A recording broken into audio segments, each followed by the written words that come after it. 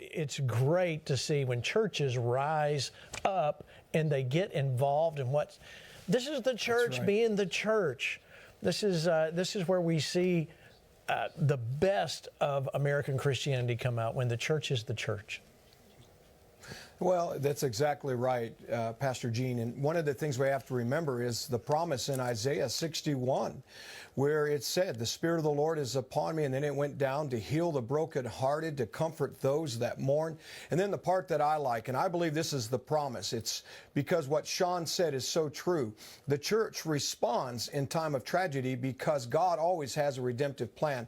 Isaiah 61 says that out of the ashes, God would bring forth something beautiful. And I really believe that. And then if you keep reading in Isaiah 61, it gives you the promise. And it tells you that when God's involved with His Spirit, is what you're seeing there with the church. Sean, who's leading praise and worship and many efforts of the believers, it says that they'll rebuild the old waste places. And there'll actually be a work of reform and rebuilding, restoration, reset. And so that's what's going to happen to California. And I just want to encourage people to continue to do what they can to be the church, but also let's continue to remember that there is something very evil that is connected to these fires, and we need to continue to pray that it would be exposed. And those that are in power, they need to be held responsible, because this was an absolute disgrace of those in political power, their negligence. That's absolutely right. In fact, let's break that down a little bit, shall we? Let me start. Let me show you this clip from CBS News, a good graphic on how the Palisades fire actually spread. Watch. In the newsroom here have put together this incredible animation that shows the timeline of how this fire advanced through the communities of Pacific Palisades and Malibu. Here it is, January 7th at 6:17. It was at 2,900 acres. And then on January 8th, that explosion to 15,000 acres. And then the next day, 17,000 acres as it progressed into the mountains. And then on the 9th, 19,000 acres. And you can see how far it had gotten into Malibu. And then we come to yesterday at 20,000 acres, and you can see 20 and then to 21,000 acres, but you see how far across it spread, and all the way up to the 11th, which is today at 22,660 acres. This is just information from 7:30 a.m. today. North Carolina, what happened in Western North Carolina, and they're still digging out of that disaster and the flooding. Yep. The government couldn't get one house built.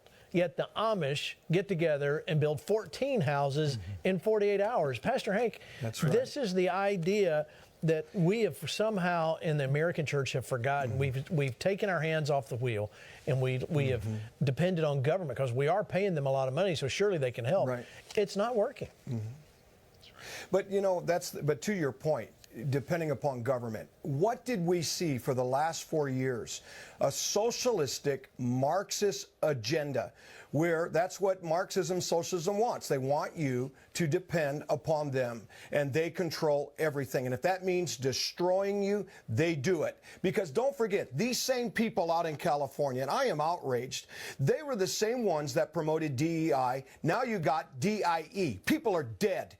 And there are those that lost their homes, okay? There was also open borders. Let anybody in while they turned the other way. They were showing compassion towards the pride flag and countless things while they were ignoring the fact that they had a real issue. They were vulnerable. They had fires. They had plenty of rain, but they didn't do anything to store it up. This seems very purposeful, and God in His justice is going to expose it. And don't think, guys, those of you that are watching, you have this thing in New Orleans, and all of a sudden, Las Vegas. And now suddenly these fires in California, and we are supposed to stick our head in the sand and think that somebody and those who hate this country somehow are not involved. And here's the thing. I felt it when Jack Hibbs was talking, Pastor Jack, that some on this program were starting to get a little offended. Well, maybe a pastor shouldn't talk that way. If we have to understand, the spirit of Elijah, Jesus said, rested upon John the Baptist. Some thought that the spirit of Elijah was on Jesus. They even thought he was Elijah.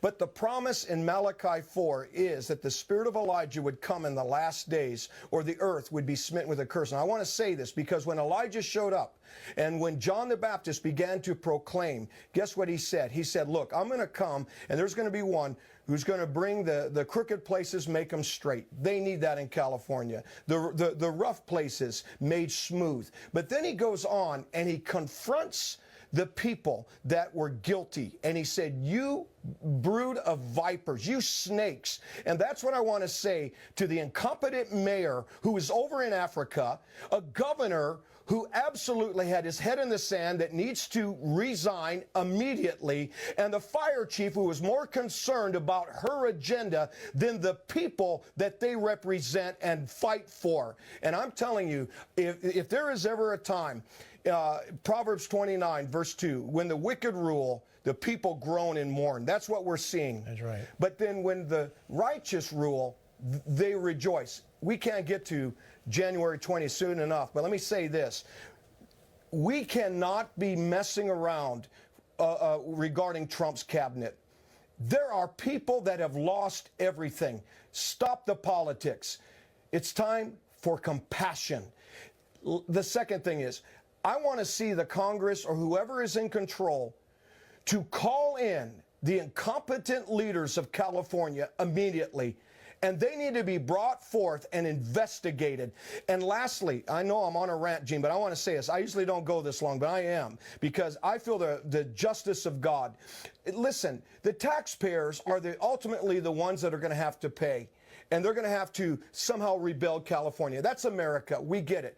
But with that tax dollar that's going to be connected to the American people, needs to be some kind of harsh accountability going forward, that this never happens again in the United States of America, this level of incompetence and neglect, that people have lost everything. I agree. And you know, as you were talking, I was thinking of another pastor many years ago, that we love to talk about the Black Robe Regiment, Rick, but Pastor Muhlenberg, I wonder if he had any people in his congregation that were probably like, hey, let's don't overreact. Let's don't overreact. When we know his brother thought he was overreacting until they burned his church down. That's right. You know, this is what we're seeing. It's history's repeating itself. We need leadership. Yeah. And people will find, and I believe the encouraging thing here is we're seeing this. It's all coming out. That's what's different about the American people right now.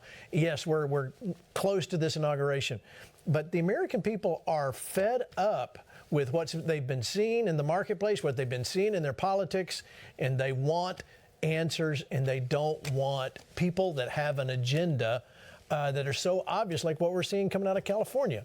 Your final thoughts, Rick, before the break.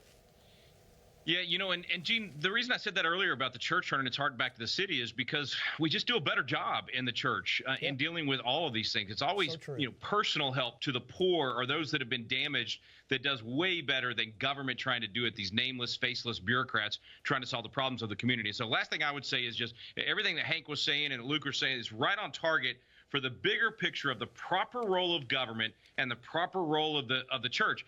And Davy Crockett had a great example of this back when he was in Congress. He called it's not yours to give.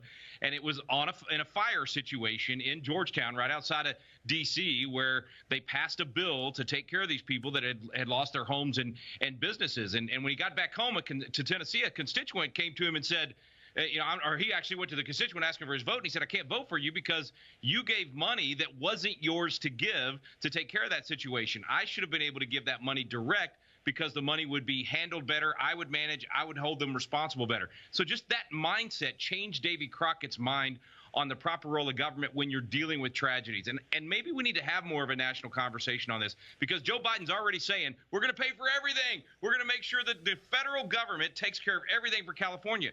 Well, it's not his to give. That means he's telling Texans and Arkansans and people in Michigan and everything else, you're going to send billions of dollars to California.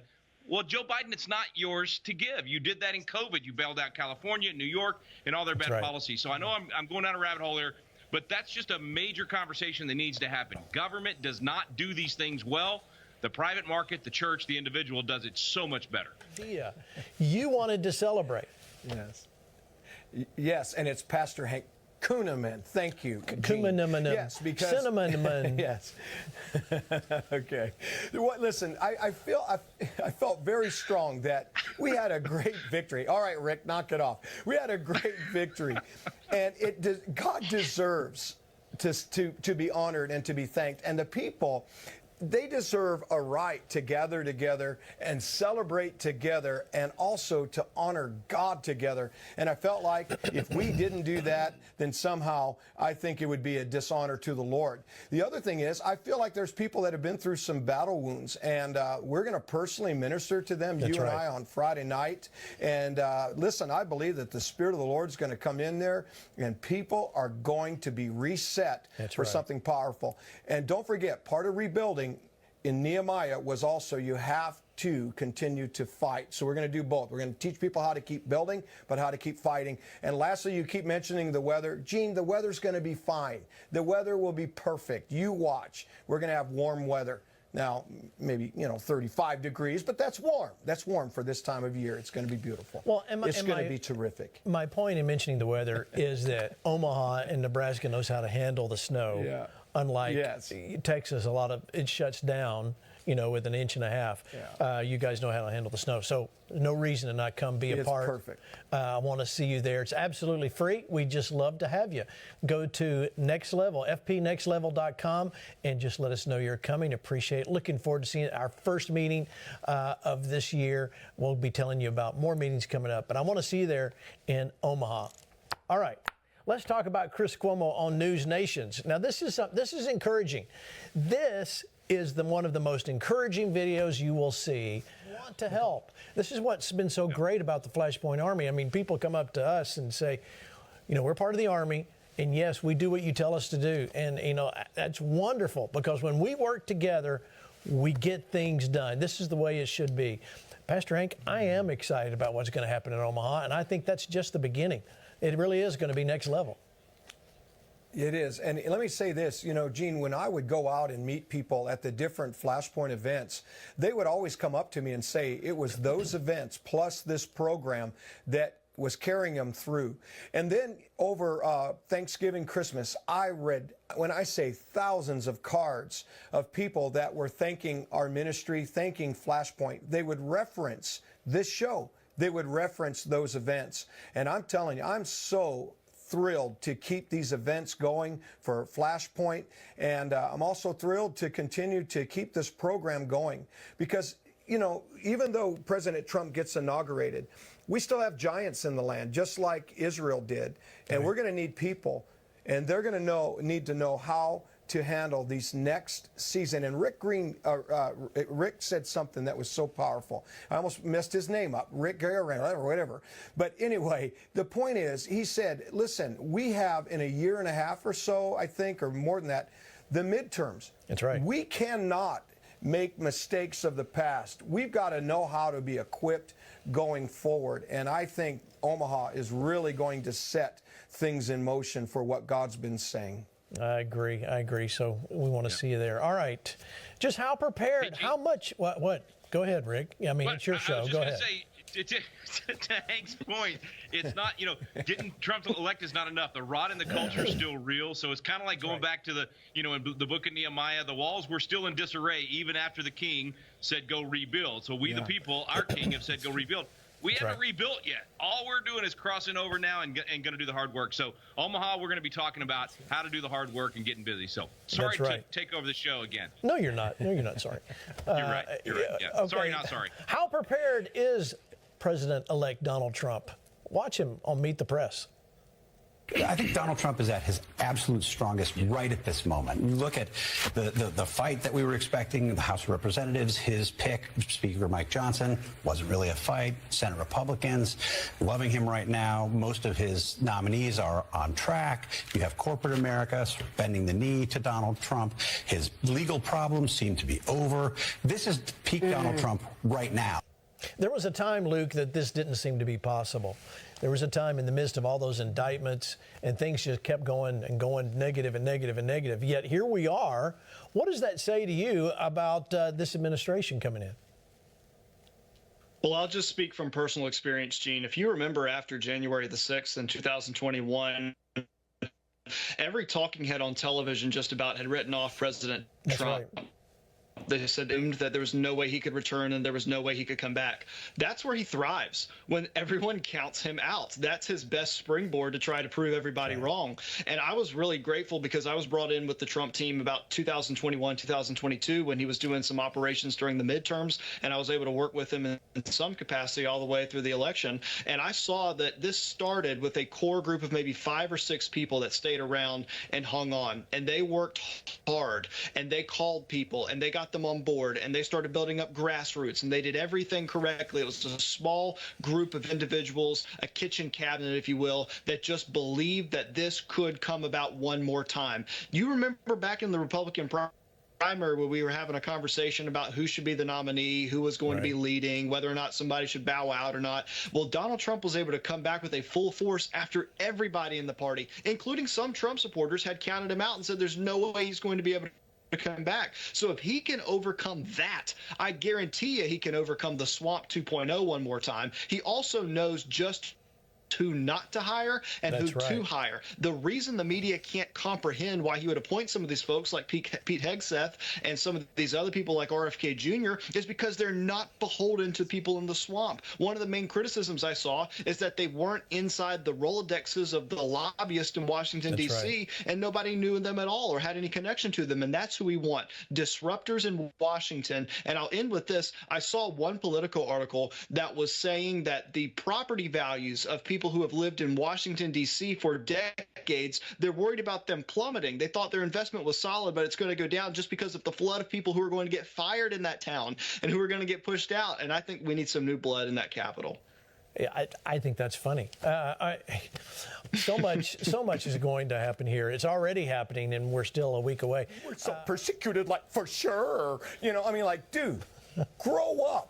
Be a man. Take responsibility. You also had funny money of Soros or who knows what funding you, helping to manipulate the 2020 election, and anyone who contested it, challenged it, were crying out for voter integrity, you shut them down. And week after week, our ministry was absolutely censored, okay? And we were put in fake book jail for telling the truth of things that have come out that were true all along. So no, he's got a lot of explaining to do.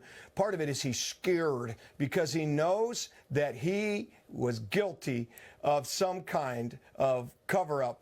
And I think it's all coming out. By the way, it doesn't even look like him anymore. I don't know what, maybe he's having a makeover. Who knows?